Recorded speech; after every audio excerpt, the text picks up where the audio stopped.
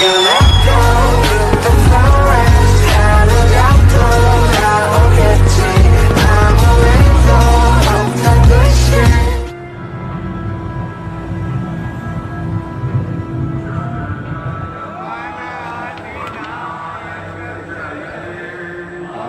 হেমানসোণোৱাল YouTube চেনেললৈ ধন্যবাদ জনাইছোঁ।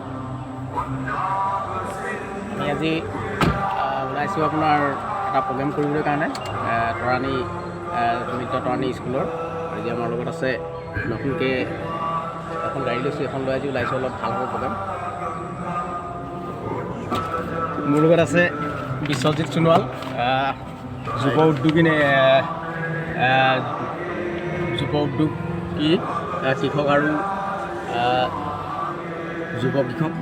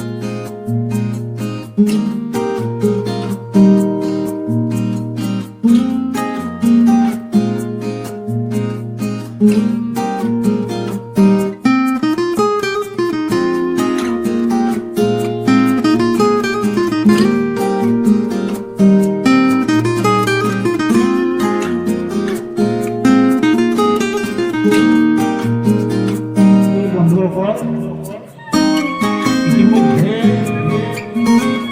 আজি আমাৰ উচ্চ মাধ্যমিক বিদ্যালয়ৰ যি আজি প্ৰথম আৰম্ভণি ব্যৱস্থা, এই ব্যৱস্থাটো আমাৰ ছাত্ৰ ছাত্ৰীসকলৰ দ্বাৰাই হৈছে। তেওঁলোকলৈ মই শ্ৰদ্ধা থাকিল। মই বেছি ফলন নকৰোঁ, আপোনালোকে আমাৰ ওপৰত যি দায়িত্ব অৰ্পণ কৰিছে আমি কোনো মধ্যে প্ৰাপ্ত নহওঁ। যাকে নহওক আপোনালোকৰ আশীৰ্বাদ আৰু সেৱা যি আগবঢ়াইছে তাৰ কাৰণে ধন্যবাদ। এইখিনি কৰিবলৈ যাওঁতে আমাৰ অৰ্থমৰ নিশ্চয় ক্ষতি ঘটিব, সেইখিনি আপোনালোকে মাৰ্জনা কৰিব। ঈশ্বৰক স্মৰণ কৰি আন্তৰিক আপোনালোকৰ শ্ৰদ্ধা আকৌ আগবঢ়াইছোঁ। কৃষ্ণ মোক সহায় কৰিবৰ কাৰণে বৰ্ধিত কৰিব কামনা কৰি আনিছোঁ।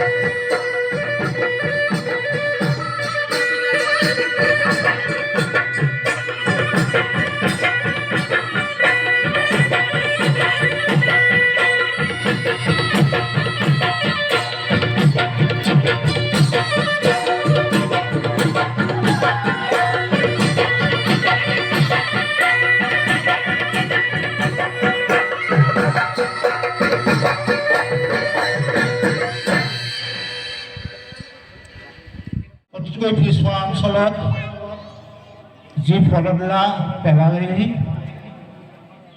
আৰু যি দ্বিতীয় বৈকুণ্ঠ স্থানত পৰিণত কৰিলেহি,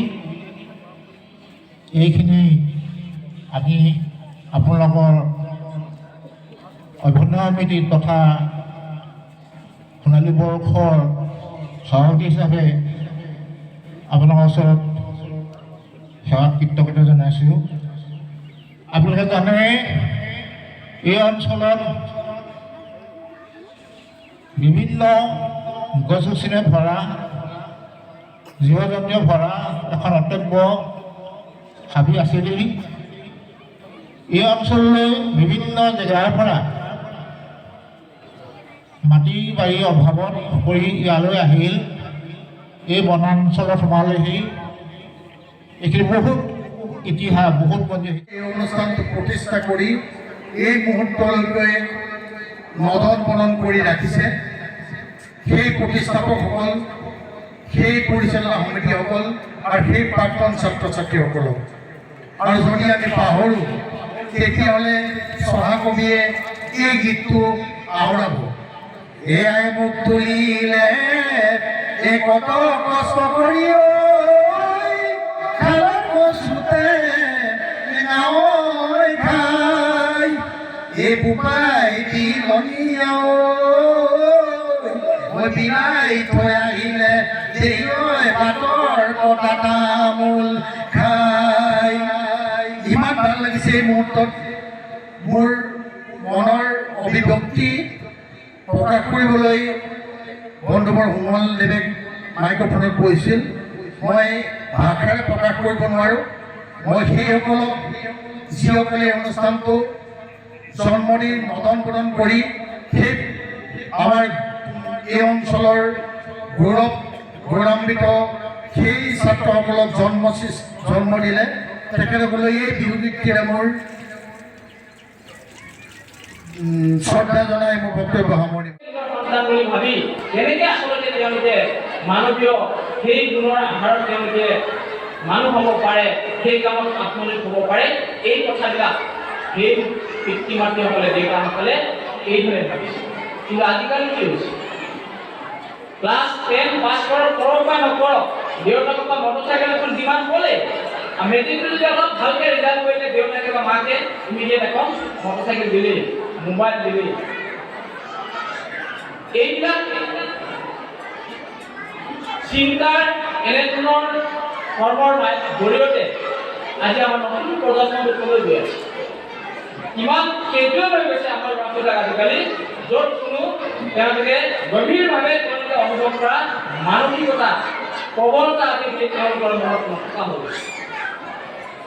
আজি গাঁৱত যিসকল থাকে ল'ৰা-ছোৱালী, বিভিন্ন ঘৰখনত সেই ধৰণৰ কাম কাজ থাকে, যি কামৰ জৰিয়তে তেওঁলোকে নিজৰ জীৱনৰ প্ৰয়োজনীয় অভিজ্ঞতা বুটলিব পাৰে, সমান্তৰালভাৱে গাঁওখনৰ ওচৰ চুবুৰীয়া ইঘৰ সিঘৰ ল'ৰা-ছোৱালীয়ে লগ লাগি বিভিন্ন ধৰণৰ খেল ধেমালি খেলে নহয়। আমি আমাৰ গাঁওবিলাক ইয়াতো নিশ্চয় সেইটোৱে হ'ব। ভঁৰালটোহে অলপ ওখ ইমানখিনি হয়, ভঁৰাল কৰোঁতে একদম চাফা হৈ থাকে, ইমানখিনি উমলি দেখোঁ। সেই উমলাৰ মাধ্যমেদি আমি অকল যে আমাৰ মৰম স্নেহটোৱে দীৰ্ঘ হয় এনেকুৱা নহয়, আমাৰ তেওঁলোকৰ লগত বিভিন্ন ধৰণৰ সামাজিক যিটো বান্ধোন, মানসিকতা, এই বস্তুবিলাক তাৰ জৰিয়তে তৈয়াৰ কৰাৰ কাৰণে সম্ভৱ হয়।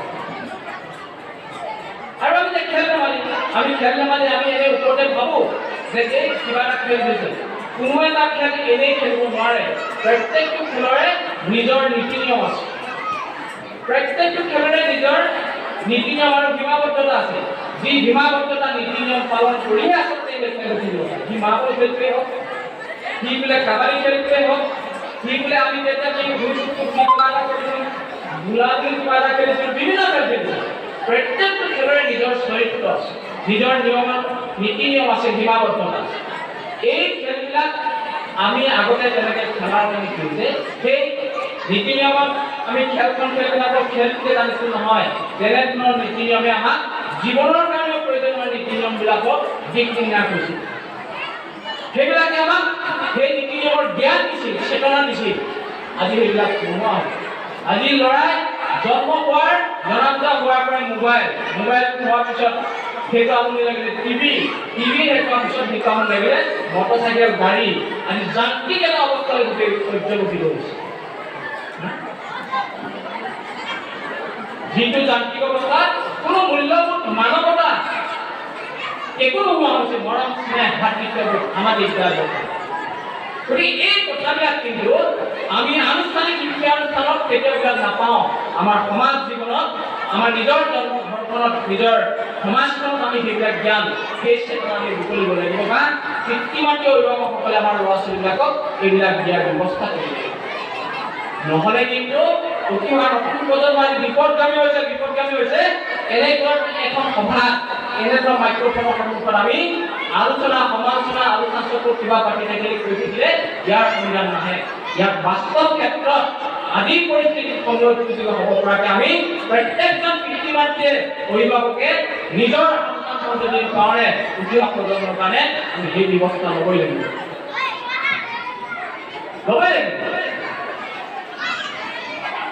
আজি কি হৈছে সমাজ জীৱন? উপৰোক্ত বক্তা শইকীয়া ছাৰে কৈ গৈছে মহাভাৰতৰ এটা কিবা কাহিনী। আমি সকলোৱে মহাভাৰত চাইছোঁ, আজি টিভিতে হওক ক'ৰবাতে হওক।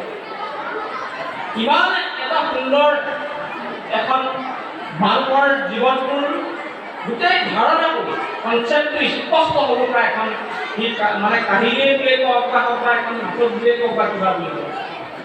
জীৱনৰ প্ৰত্যেকটো খোজৰ প্ৰতিটো বিন্দুৰ আচলতে জ্ঞান এই মহাভাৰতত পাব পৰা যায়।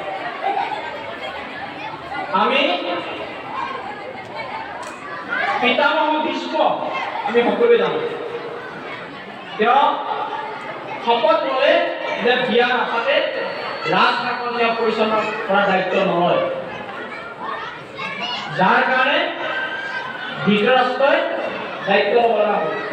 পাণ্ডুৰ মৰাৰ পিছত